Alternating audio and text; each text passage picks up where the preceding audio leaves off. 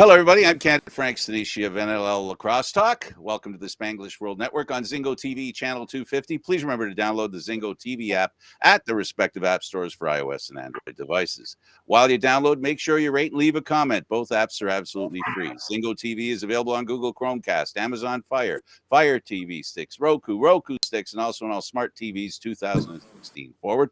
Joining me as usual here on NLL Lacrosse Talk, of course, our co-host Gary Groob, and we have a very special guest, a player of the Saskatchewan Rush, a relatively new franchise. Mind you, though, the player we're talking to isn't relatively new. Welcome to the program, Gary and Jeff. Good to be here, Frank. Thanks for having me. It's our pleasure, as always. And what I got to say, Jeff, is this. Thanks for everything that you do. You are one of the people that promotes the game, I think, as much as any active player that I know. And also, you do some stuff like sticks for autism. We appreciate that. But I guess the first question we always ask players and coaches and referees and everybody involved in lacrosse is what brought them into it. What brought you into lacrosse? Honestly, it was my father. We come from a hockey and lacrosse family, and when I was younger, I was going to. I wanted to play soccer, so when that opportunity came to play soccer, a lot of my buddies from school they were playing soccer in leagues and this, that, and the other. Stepfather introduced me to lacrosse. I met some really, really good buddies, and he wanted me to be in a contact sport because I was very active. I liked to hit in hockey at a younger age, and he thought lacrosse would complement the game. And I know a lot of NHL players that played lacrosse, but have played lacrosse in the summertime growing up, and it makes you tougher. It makes you better hands, hand-eye coordination, it keeps you in shape. So it was a good compliment for both. You've also you do a lot of work. I just talked about lacrosse sticks for autism. I know there's a personal connection there, but what brought you into that? Well, my sister Cindy, I should say Cindy Noel. Sorry, I'm married. So what happened was we had a doctor come in and look at my nephew. We realized that he was autistic, and we started looking into doctors and speech therapy and whatever else may be that come along with it. I wanted to help out my sister with my family as much as I could, so I got a lacrosse stick, dyed with autism colors to raise awareness and have a draw at the end of the season. All donations that will go to his education going forward, and whatever else may come along with the costs of day-to-day. So I thought that would be a way for me to help my little man and get him in the right direction and get him moving. So I think it's a great cause. It never really hit home to me until and then once I found out my little nephew was autistic, I wanted to do whatever I could to help him. I thought this is one of the best ways. My last season, it's a cool stick. I think at the end of the draw, you just got to donate a couple dollars, and your name goes into a draw, and you're good to go. At the end of the season, you could have my last season stick. That's incredible, and I have to tell you, a lot of times the biggest thing about issues that there are, that people are dealing with, it's about awareness. And so, thanks for helping to make people aware about that. Eduardo, our producer and the guy that owns this network, also has a deep-hearted, appreciation for helping autistic children around the world. So, thanks for that. My pleasure. All right, let's talk about some fun stuff now. And the funnier guy here, in other words, the funnest stuff to talk about, he's over there, Gary Groob, the lacrosse fanatic. I'm going to unleash him on you now. I hope you're ready for him. Gary, okay, go ahead, Gary. Yeah. Well, we talked briefly about how you got into lacrosse, but you were a two-sport athlete, right? You were hockey and lacrosse. What made you sway to just lacrosse? Because if I remember right, you could have played hockey NCAA as well, right? Yeah, so I was a big hockey and lacrosse guy. It was just my mom tried to put me in sports as much as possible to keep me out of trouble. So as long as I was in the rink, I was out of trouble. That's what it came down to. Um, so when I was playing lacrosse growing up, I ended up going up to the OHL. I only had the one season up there, but I ended up blowing my shoulder out. Mark and Bill Hunter were my coaches at the time, and I ended up blowing my shoulder out. And as you know, injuries they take up to 8 months to recover. So I was at that age where I was about 17, 18, that I was going into my draft. And unfortunately, when you have 8 months off, and you have only a little small window, that was the window. The window closed on me. I was playing hockey. So, and unfortunately, I didn't realize when you play OHL and you get paid, you lose your first year of NCAA. Oh wow! And I was going to go to Cornell University. I got the scholarship, but the scholarship was not for the first year; it was for every year after. So unfortunately, it was $50,000 American for that 1 year, and we just didn't have it. I come from a really big family, and so my next step was lacrosse. I always loved lacrosse, loved playing it. I never thought about playing pro lacrosse, to be honest. But Troy Cornley, he picked me up for senior A lacrosse out in Brampton, Right. and they gave me the opportunity to move to get to drafted to Buffalo in the first round, and I never looked back. Right. And you played one game with Buffalo in that first year in 2006, and then off to Calgary, where the career really started. Yes. So first year, unfortunately, I didn't get an opportunity to play. We were stacked. We went to the finals. We almost won every game that year. Colorado ended up beating us in the finals, and it was just a mismatch game, but somehow they pulled it off.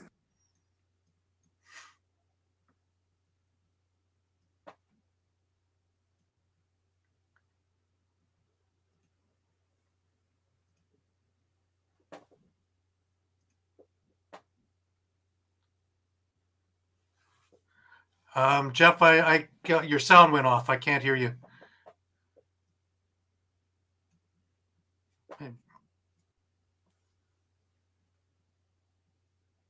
Frank, are you there? Yeah, I'm here. I'm just trying to figure out if I was trying to get Eduardo's attention to see if there's something we can do on our end. It appears that Jeff's sound has cut out. I have no explanation. The only thing I can suggest, and if Eduardo will message us in chat, I think the best thing to do is for Jeff to reboot. But just hold a second, Jeff, and let's see what the producer says, right? Because sometimes that's what you have to do. You have to reboot, reconnect. Yeah, you know what? Let's just have him do that. Eduardo Sure. might be busy. He's probably talking with him right now. Is he? Oh, yeah. Okay. Well, yeah, because he has his phone number. Mm-hmm. Yeah. So Gary, I mean, we're talking to a player who, Jeff, were you asked to reboot? Okay, go ahead and reboot, and Gary and I'll carry the ball here while you do that. No problem at all. We'll get you back in here. We'll make this right. Yeah. So Gary, when we talk about players like Jeff, he doesn't have to be here for this because I'm going to be saying nice stuff about him. We don't want him to get the wrong idea. Right? So for the people that don't know who Jeff Shattler is, he's an all-star, an MVP. He's a guy who has done a lot of great things. We talked about his personal responsibility where he felt the need to help his family with the autism, the Stick for Autism, and his generosity with people in need. But his playing ability. Talk to us a bit about the kind of history Jeff Shattler has had. Well, Jeff Shattler is an Iroquois professional boxing player who we've talked about plays for Saskatchewan. He's of Ojibwa and Inuit roots and competed internationally with the Iroquois nationals, including the World Indoor Lacrosse Championships, winning silver medals both in 2011 and 2015. He's amazing. He has 950 points coming into this year. The most of any Aboriginal ever in lacrosse. Just absolutely astounding. Apparently, sorry, Gary. I just wanted to say, apparently, Mike Teat agrees with you. He says he's a legend. He is a legend. Thanks, he is Mike. something spectacular. That Yeah. message. If you haven't watched him, hopefully you're able to watch him, because even in his 30s, he's still absolutely dazzling on the floor. He was one of the main pieces behind Calgary winning the cup in 2009. He was that extra piece that helped Saskatchewan win in 2018. Yeah, I agreed, Mike. He does need to play another season to get there, unless he has one heck of a to get to 1,000 points. Yeah, Mike and Gary are having a personal conversation now. Yeah, he's got eight points this year so far, 5 goals, 3 assists. So, and Jeff, you're back. Can you guys hear me? Absolutely, beautiful. Oh, beautiful. Well, we got our chance to get our digs in while you were gone. So nice. Just talk a little bit about your we're just letting people know about your nationals and things like that. So, but we were talking about Buffalo and then going on to Calgary. So, let's talk about Calgary, and that was a pretty good team too. In fact, 2009, you guys won the cup.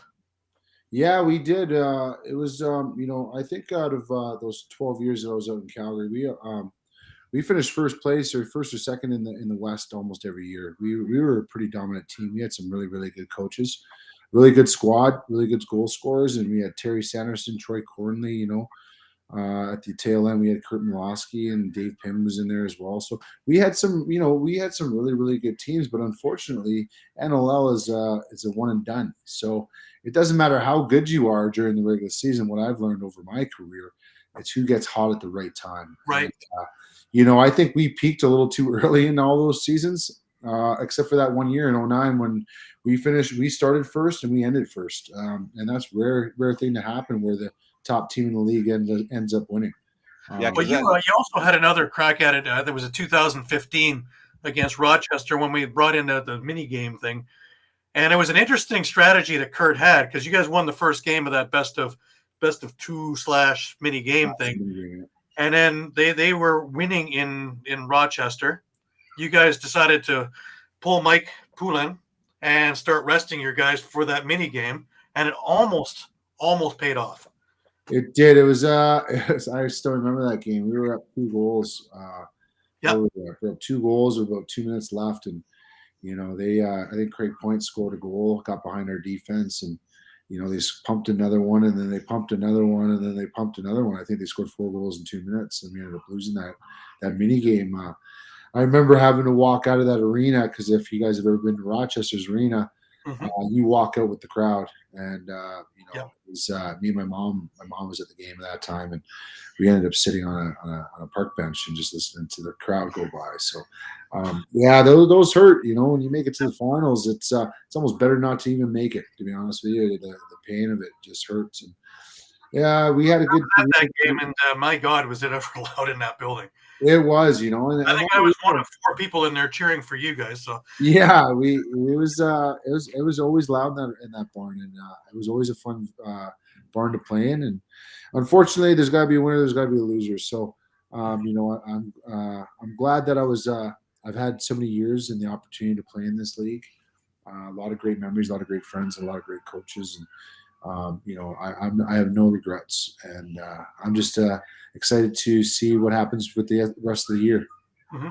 And you've been like an Iron Man. I think you've missed 2 games since 2006. That's incredible. 3. One was COVID. That was unbelievable. I didn't want to miss that one. And then I remember Dave Pym had asked me and Dane Dobie to rest before playoffs, which I didn't think was a good idea, but we ended up losing that game in the first round. And then Derek Keenan told me to rest on the back-to-back. So, I've missed 3, and I pride myself on that. I hate missing lacrosse, hate missing practice most of all. Just like being out there and enjoying the good company of my teammates and enjoying the game I love to play. Right. Now, most if not all look up to you, and you've been a mentor to many, many players in the league. When you first got into the league, who did you look up to? Who were your mentors that helped you adjust into the league? Well, when I was playing for Brampton, when Troy called me up from junior, I was playing with Colin Doyle and Josh Sanderson. So those two guys, I really looked up to. I was playing on the left side with two greats, and I remember when I was watching them as a fan when they were with the Toronto Rock, and I couldn't believe that I was playing with these guys. And just the smart, they're just so smart on the floor and technical. And I didn't really learn the game, I don't think, until I got to senior. Like, I knew how to play the game, I knew how to push the ball, but I didn't really know the little things about a two-man game that I learned from those two. Those guys are Hall of Famers, and I was privileged to play with those two, and they taught me a lot. My first couple of years senior A, and then I can't say thank you enough to those two. They taught me how to win, they taught me how to play, and and what it took to win. And they're winners, man. They've won a lot. And, Right. I was glad to have the opportunity to play with those two for sure. Now, you had a lot of storied franchises, because when you were with MSL, you played with Brampton and you played with Six Nations. When you went to the WLA, you played with Victoria and Maple Ridge. So you've always been in these really storied, rich, traditional franchises. Yeah, I was, I love my summers out in Victoria. We call it Fantasy Island. Teeter could respond to that one. But yeah, no, we had a lot of fun out in Victoria, maybe a little too much fun, but you got guys coming in from Ontario, Alberta. Like, we had guys coming in from everywhere. We'd live on an island, and we live in we had two team houses where all the boys from out of town came in, and we all lived together, and we had you're on an island with lakes everywhere. It's beautiful all the time, beaches everywhere. It's kind of tough to not enjoy the outdoors, and we were out there camping and really enjoying it. So I had about 10 summers out there. Man, some of the best summers of my life, to be honest with you. And then when I got to go to Ontario, I got to go to Ontario. The big thing was about going back to Ontario is to play in front of my mom and my sisters and my dad, and it was nice just to play in front of family, because I've always been traveling, since I was 19, and even before that with hockey. I lived in Billets, and since I was probably 16, I've been on my own, moving from place to place to place to place. I've always been traveling. So, and even now, still to this day, I went from Alberta. Now I'm living in Saskatchewan with my family, and we'll find out what happens in about 2 years. So, it's I always like to move, be in new places, explore new things, and it's been fun. And lacrosse has given me that opportunity, and I can't thank it enough for that. So you're originally from Ontario, right? Billitson, you said? Yeah, I'm from. I grew up in Rexdale, Ontario. Okay. Virginia Finch for my first couple of years, and then moved over to Rexdale, and then when I was about 16, 17, I started moving out for hockey, and carried on from there. What was it like growing up in Toronto and lacrosse? Give us a feel for the lacrosse world in Toronto. My neighborhood, if you know Ontario or Toronto very well, there's no lacrosse players in Rexdale. That's why I'm asking. That's why I'm asking. Yeah, it's more of a basketball feel. There are some hockey players. It's more, it's more basketball. A lot of people in my neighborhood didn't really know what lacrosse was. When they saw them on the cross stick, they probably thought it was a weapon or some sort. But yeah, it's. I lived in a different community for sure. I'm surprised. I know a lot of hockey players that came out of Rexdale.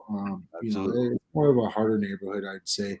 But I played out in Mimco, so me and my mom and my dad would jump in the car and we'd drive down to the lakeshore in Mimco. And I grew up in Mimco playing lacrosse my whole minor, so I went from mini tyke all the way up to midget, and then from there went over to Mississauga Tomahawks. And we were probably the worst team in junior A history for 3 years. I don't think we won a game. It was absolutely awful. And then I think that's what pushed me away from lacrosse and towards hockey, because it was a bad experience for those couple of years. When you're losing all the time, it kind of sucks and you're getting blown out. So then when I came back, I went over to Brampton, and then Brian Beazle was the coach. Mm-hmm. I was with him for 2 years, and then went up to senior A. So it's been a journey. It's been I wouldn't change anything. Maybe those 3 years in Mississauga Tomahawks, I'd probably change that. Well, looking back, you have to learn how to lose, how to win, right? Well, I sure learned how to lose. That's for sure. Yeah, we weren't very good. That's for sure. You learned that you don't have an appetite for it. Yeah. No, for sure. I think that's the one thing I could probably got out of that. But Now, you Yeah. said you like to move a lot, but you made a lot of people scratch their heads when you moved from Calgary to Saskatchewan and then moved there too. yeah, so yeah, Calgary to Sask, it was a tough decision. I feel like Calgary was going in a different they were going in a different direction. They were trying to shake it up a little bit, which is understandable. In professional sports, people move on, right? You go a different direction. You want to bring in some new blood. I was there for the longest standing Roughneck at that time. I played 200 plus games with them, and I had a lot of fun. I grew up in Calgary. I grew up from all my 20s, and I love playing there. I love the fans. I love my teammates. But by the end of it, I didn't even have players that I started with. You know what I mean? I think I was the only one left. So it was almost like, okay, I was getting later in my career. I wanted to win a championship. Saskatchewan, Bruce Urban and Brad Bannister are good buddies. I was actually at Brad Bannister's cottage. I was driving to Victoria, and he had talked to Bruce, and Bruce has said, he's a free agent. Would he come play for us? And I was actually sitting down having a beer with Brad on his deck, and he's like, Bruce Urban they're thinking about taking you over in Saskatchewan. And he said, "Are you interested?" And I said, "100% I am." I talked to Bruce right after, and then it was done within a day or two. I let Calgary know that I'm going in a different direction because I felt like they were too as well. And at first I was a little the way I almost felt like it was almost a push out type thing, but it is what it is. It's pro sport, and not there's always going to be movement, and there's nothing you can do about it. Let's be clear about something, Jeff. Really clear about this, because we were doing the show when the team went to Saskatchewan for the first year. How surprising was it that Saskatchewan, that didn't have a team, went from not having a team to having a team and having the kind of fan base that you expect from a town that had a team for 10 years or 20 years? Honestly, I wasn't surprised at all. If you've been to a Rough Rider game, it is I absolutely. know about it. Yeah, the fans here are absolutely crazy. I think Saskatchewan is a great place to have it. Obviously, with COVID, numbers have dropped, and this whole mess, and hopefully it stops by, if not later in this season, next season. The fan base will go up, but I'm not surprised at the way the fans took in the rush, and the minor programs have absolutely exploded. There's more and more kids wanting to play lacrosse, which is amazing. So it's really, really growing here, and I think these smaller venues are the way to go with the NLL. You know what I mean? And Winnipeg, Yep. I think Winnipeg would be a great place for another team. I agree. Places like that. When it's unfortunate sometimes. In the past, we've brought in teams into this league, and it's no knock on anybody, but we bring in these teams into New York, and I remember playing in front of there. We had, I think it was just the cheerleading squad and us. What I mean? Like, we can't be. It was beautiful. I got to play Madison Square Gardens. I'll always remember that. But I think there was maybe 100 people in the stands, if Right. that. Like, we gotta really look at what venues are going to explode. Where is a good spot to put a team? Maybe put an exhibition game in there before we sell a franchise. You know what I mean? And I'm hoping Texas does well, and I'm sure Vegas probably do well with the ownership that they're bringing in, and it's going to help the league out. But we really got to stay away from those franchises that stick around for 2 or 3 years and then fold. The native part of your life, the part of the reason why I thought Saskatchewan was a great fit immediately, as Gary remembers, I knew it was going to be a success from day one, having spent a few minutes in Saskatchewan. There's a deep native community there as well. Have you been able to connect with them, and have they been prepared for the game of lacrosse? For sure. So right now, I work with Standing Buffalo, Dakota Nation. I work with those guys, and I'm basically the lacrosse director of their program. So it's the one reserve in the province of Saskatchewan where we have teams in every age group, which is amazing, all the way up to junior. It's only a community of just over 500, so it's not a very big community. There are 78 reserves here in the province, which is like I didn't even know that when I moved here. It's absolutely that's crazy numbers. I actually am leaving right after this conference call. I'm going down. We have an elite Aboriginal program starting up, and tonight is the first night that it's going to be kicking off. So I do 8 programs out in the Saskatoon area, and then 8 programs here in the Regina area. Basically, my end goal is what I'm thinking about. We have a thing called Nations Cup in Ontario, where Yep. I'm sure you guys have heard about it. Absolutely. Players come in, they put their teams together, this, that, and the other. Whereas out here, it's not as big lacrosse, I guess, but they want to learn about it because it's part of our tradition. So what we're trying to do is I'm trying to go to different reserves and try to get 10 kids to put on a team. Then they come in and we schedule an arena. Some are neutral. We get 5 or 6 different reserves. We have 10 kids from each reserve. We bring communities together and we have a face-off. And obviously, our Standing Buffalo kids have been playing lacrosse for a long, long time. Maybe mix that team up into the mix of the other reserves to teach them how to play the game.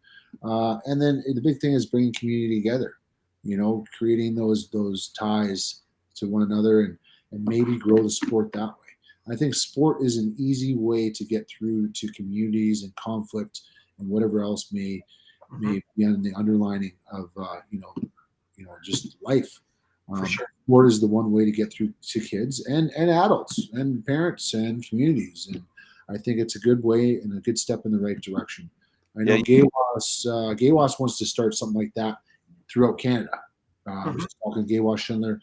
He's been talking about maybe starting up throughout Canada, different reserves, and bringing it in to a tournament of our own. Right. So there's a lot of opportunity there, and I think it's a step in the right direction. It's relatable, and it's relatable to young Native children, right? They have a right to enjoy their history, right? And lacrosse is an important part of Native history across the country. It's a great connecting thing. I've seen it myself, and I'm glad that you're connecting with your roots and the appreciation that I'm sure children have. I like to ask you, how important is it that they realize, hey, this is not just something I just found today. This is part of who I am. It's pretty cool, when I try to explain to them how old this game is and what it means to our people and what it was used for. You could hear the Thompsons talk about the medicine game all the time, and there is a lot that goes into the game. Like me personally, I play for my children. Our people play for different reasons. I play for my kids. It's that's what got me into the game too. My mom used to talk about it all the time. She goes, "This is part of your heritage, right?" And I didn't really think about it too much. But my stepdad Dave, he would, he explain it to me and what it meant to our people and how we use the game.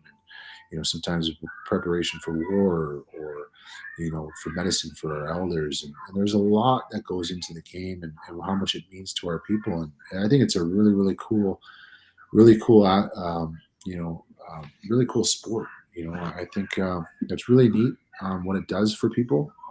And for me personally, I think it just kept me out of trouble. It kept me on the right path. I grew up in a pretty tough neighborhood. So using sport, whether it was lacrosse or hockey, it kept me away from the streets, basically, is the best way I could put it. I have a lot of friends that, unfortunately didn't make it into their 20s. Because they had a lot of time on their hands and they were hanging out, house parties, whatever it may be. And where I was out at the arena and I was hanging out with a different group, a different crowd. And I can't thank my mom enough for that, for allowing me an opportunity to even start my own business in sport. So there's so many different ways and paths that you could take in life. And I think sport is one way that, you could become a better person. And I'm glad it did for me. The reason I'm going down this road is because, sorry, Gary, I just want to finish going down this road. The one thing that the Native community lacks, and that is the ability to believe that they can move forward, for example, in education. And lacrosse is an excellent door opener for, university and college opportunities.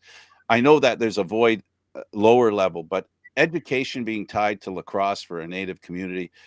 You said it's the medicine game, and education's another medicine that the Native community has a right to.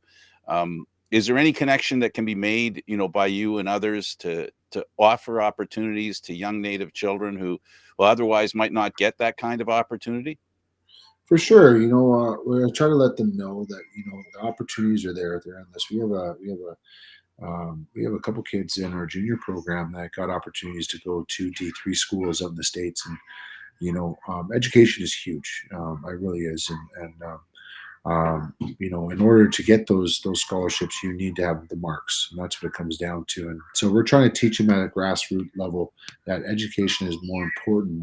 Yes, sport is important, but most schools they'll overlook you if you have like a 50 average. They don't matter. It doesn't matter how good you are, unless you're the next Wayne Gretzky.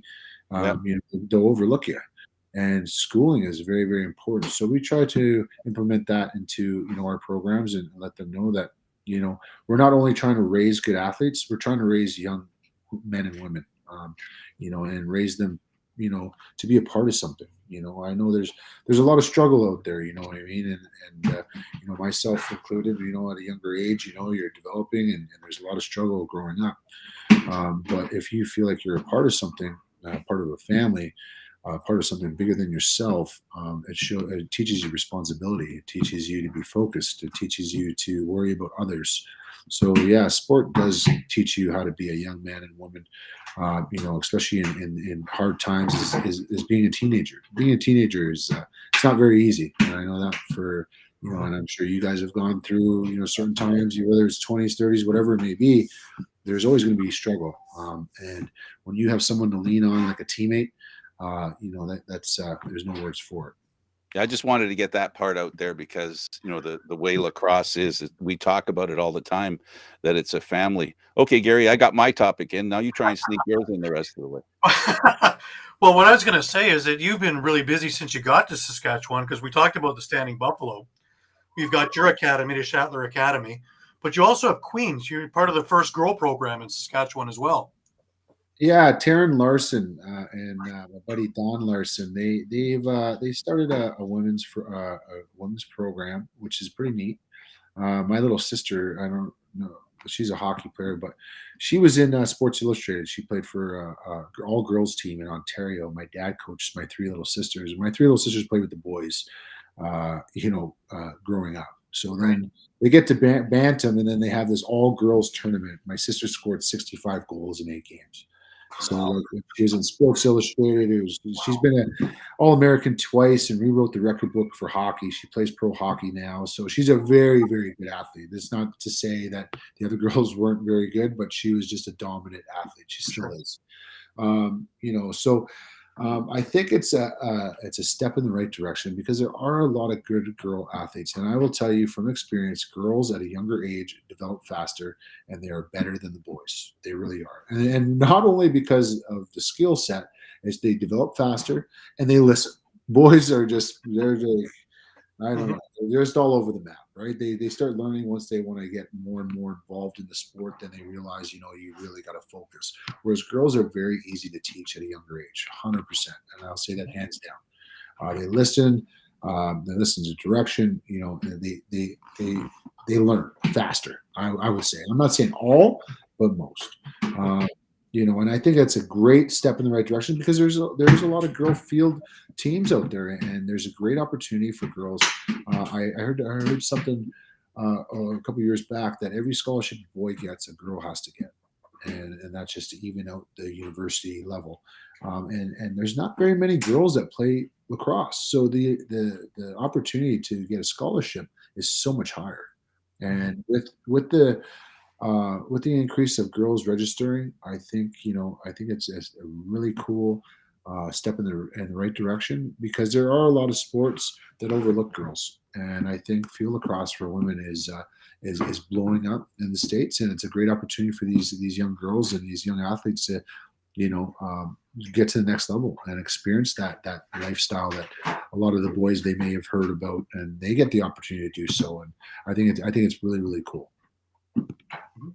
Now, with the World Juniors in Winnipeg, you're with Anishinaabe, yeah? Anishinaabe, yeah. I just didn't want to mispronounce it. No. How are things shaping up with that? Unfortunately, Isaiah and I, we talk a lot. We are trying our best, with this COVID stuff. Like, the first year that we are going to start this program, we had to do online. We're doing online drills. We haven't many players. We couldn't travel down to the States and host a tryout.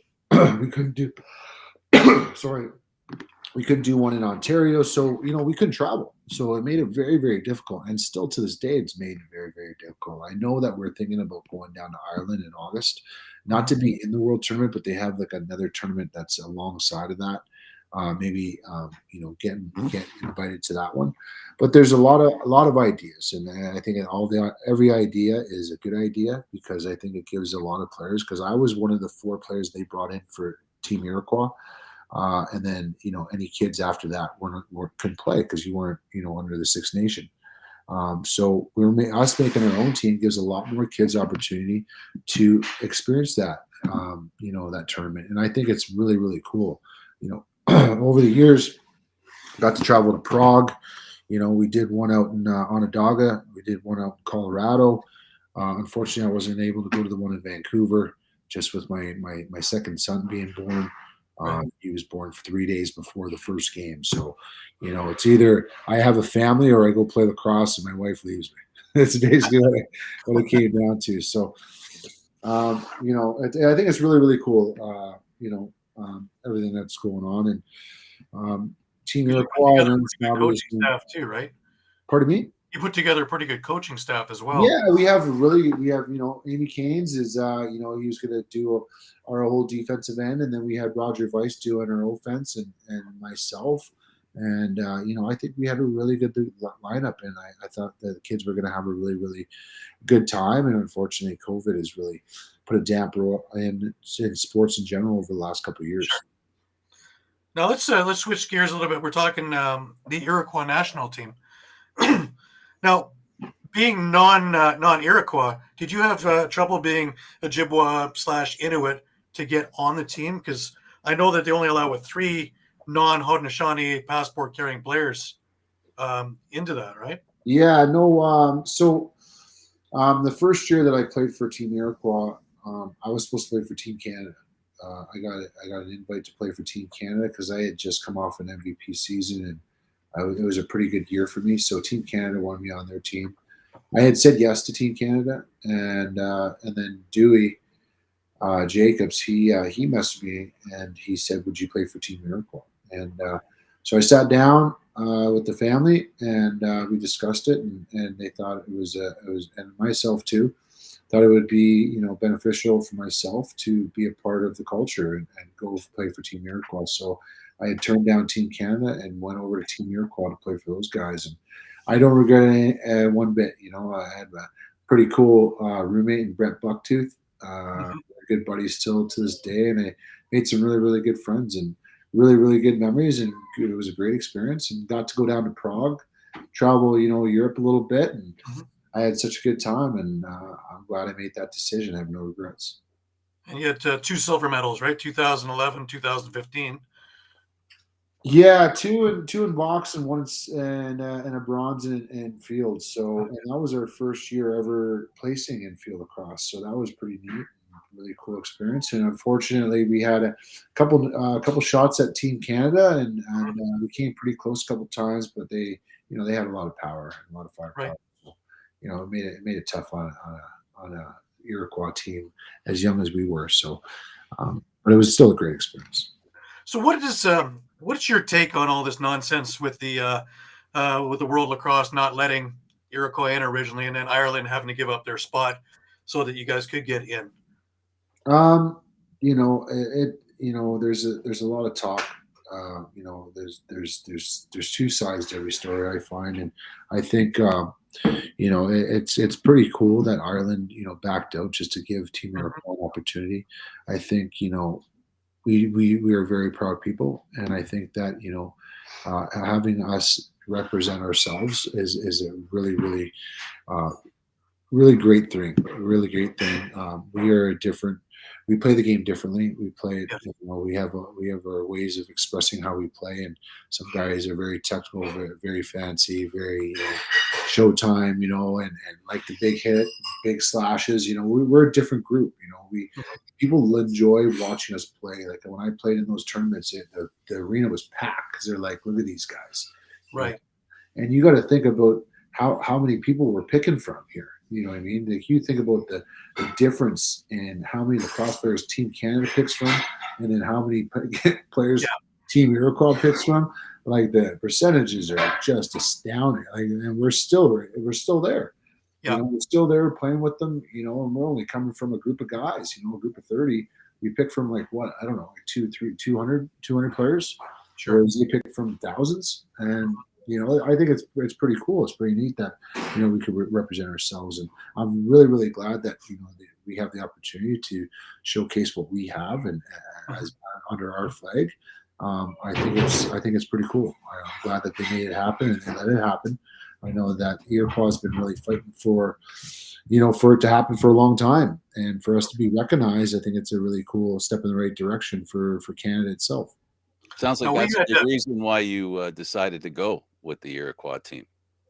Pardon me? It sounds like that was a good reason for you to go with the Iroquois team. Yeah, no, I thought it was a no-brainer, to be honest, and I think it was a really cool idea, and I don't regret any of those decisions. I could. We hear it too. We hear it too. We hear it as well. Good for you. We had Darius Kilgore on a ways back, and we talked a little bit about it with him. And one of the things that he brought up were almost your own worst enemies being, listing in just the different tribes. Is there a way to put it under one sovereign First Nation unified kind of team that it would be a little bit easier to be listed as a sovereign nation? Yeah, no, for sure. It makes it very tough because then you're only choosing from certain reserves and certain tribes, and whereas there's a lot of different tribes, and I wish that they would just put it all under one and let us play. If you have an Indian status card, you're accepted, and they should allow it that way, because now we have a team in Anishinaabe, and which is amazing. I think it's an amazing thing, but like for years you might have had 8 non-carded players that could have made that team, but you could only take 3. And then so those 5 guys never got an opportunity to play because those other 3 guys were maybe better, or that's what the coaches were looking for. So there's a lot of kids that got missed opportunity. And I think if we put it all under one flag, that gives us more people to choose from and a more competitive team. Yeah, the challenge you have is to see through. It's the same challenge in life in every group, Jeff. It's not just, the Aboriginal people. Everybody has it, just like Team Canada, right? At the beginning, when Team Canada was being put together, Quebec wanted to make sure they had their representation, and, and so on, right? In Ontario, and then the Maritimes.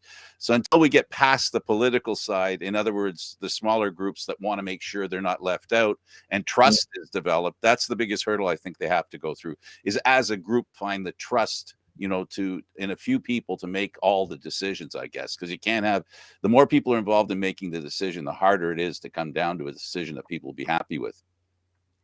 No, I agree. Everyone wants to be involved, right? And I think having Iroquois into that lacrosse, it was a must. It's a game that means a lot to us, and we've been around it for a lot longer than most. So I think it's a step in the right direction for the world to recognize that we can represent ourselves. Mm-hmm. And congratulations on that. Well deserved. Definitely. Now, you've talked about this being your last season in the NLL. You're at 950, I think 958 points now. You got 8 so far this year.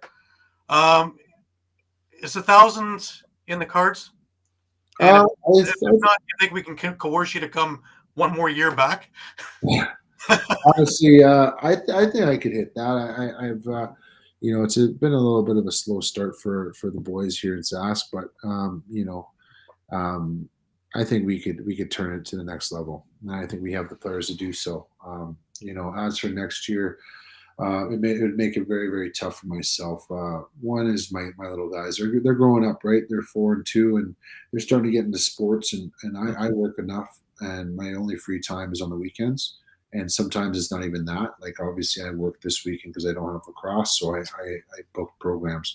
So I'm busy enough with my company and the academy and doing things throughout the province that I need to make time for my kids. And obviously my wife and my little man. He was supposed to play in hockey this year, and it fell on a Saturday.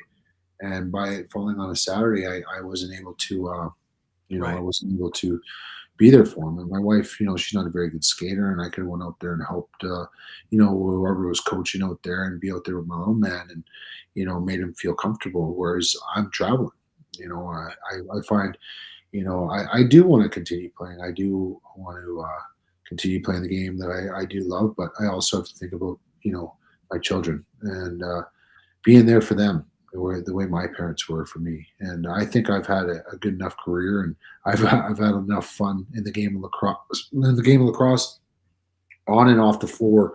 And I think it's time for my kids to experience that. Right. Well, let's talk a little bit about the Shattler Academy. Let's talk about the goal and the program itself. And I know you've put a lot of time and effort into the programming and getting everybody involved. How big is it now? It's gotten pretty big. Yeah, it's we have a tri lacrosse program now. We have an elite Aboriginal program. I have two teams that will be traveling out to California, or so we got a 14U and a 16U team. I also got their Standing Buffalo, our Yeah. Standing Buffalo group. We have a tri lacrosse for the Aboriginal side of things. We go into public and Catholic schools. I was just in Deschambault Lake, which is next step is Northwest Territories. So I travel all over the province, and we've done programs in Ontario, and then it's been a crazy ride. It really has, and I'm very fortunate to have this opportunity to my job. It's not really a job. It's something that I love to do and something that I'm very passionate about. I meet a lot of great parents and parents that want the best for their kids. I try to get these kids to the next level and prepare them. I want to get we have to get these kids out of Saskatchewan to get noticed. No one's going to come to Saskatchewan. They're Right. going to Ontario, they're going to BC, even Alberta. Alberta's been, really blowing up, but no one goes to Alberta to watch, see where these kids are coming from. True.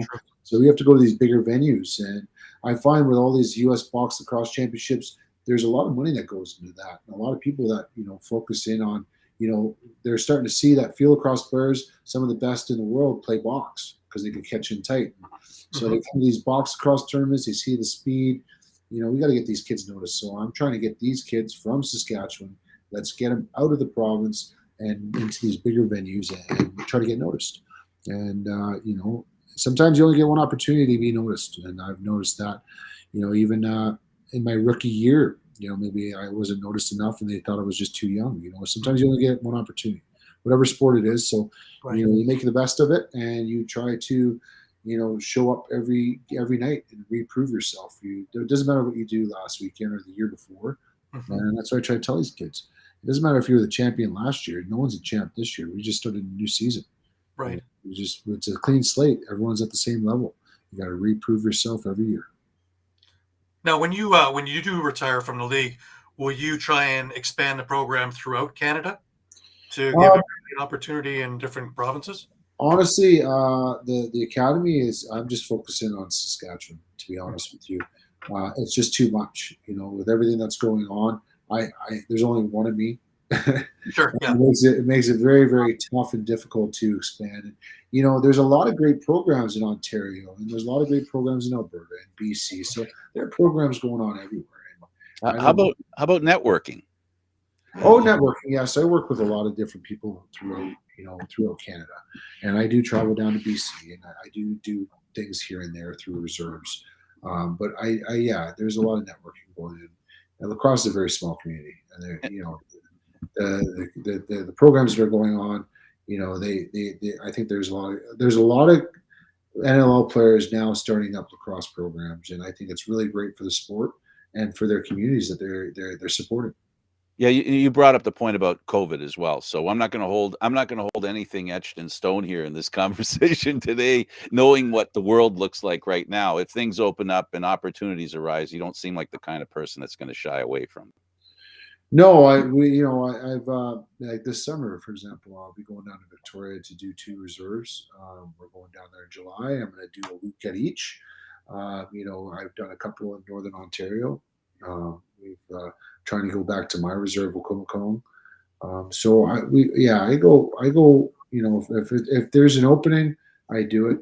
But again, you always got to make time for family, and we like to get down and hang out at the cottage and enjoy ourselves and enjoy our family and our kids and create those memories going forward as well. Yeah, balance is real important. We've touched a little bit about it, with the Native community, education, also family, I guess. It's great that you can live a full life, right? Because they talk about lacrosse being a family, and it sounds like your family is pretty big. Yeah, it's gotten bigger. It's been a really really cool ride.